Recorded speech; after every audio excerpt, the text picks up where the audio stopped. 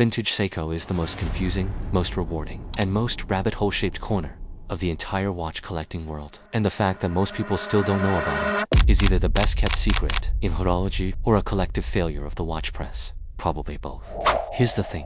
While everyone else was busy paying Rolex prices to stand on a waiting list, a quiet group of collectors figured something out. The most historically significant watches on the planet, watches that went to space, went to war, and went across the Pacific Ocean, were being made in Japan by Seiko. And most of them are still findable for under $2,000. Let me walk you from the entry point all the way to the deep end. The entry point: Seiko 5 Sports.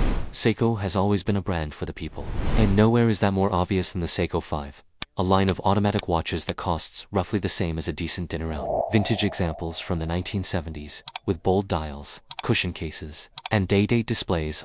The movements inside these things still run 50 years later.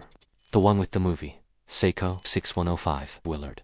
The Seiko 6105, Martin Sheen wore one in Apocalypse. US soldiers wore them in Vietnam because they were the toughest watches available at the price. The 6105 featured a large 44mm case with a rotating dive bezel, water-resistant to 150 meters, and a black dial with large lume-filled markers. The one that went to space, Seiko 6139 Pogue. The Seiko 6139-6005 gets its nickname from Colonel William Pogue, a NASA astronaut who took it on the Skylab for a mission. Let that land for a second.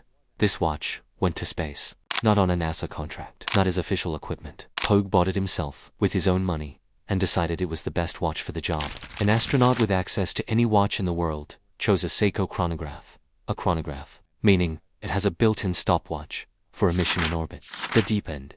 Vintage Grand Seiko. Grand Seiko is Seiko's luxury line. Think Lexus to Toyota. Same company, completely different product. And the vintage models, made from 1960 to 1975. Are where the hobby gets genuinely strange and genuinely wonderful.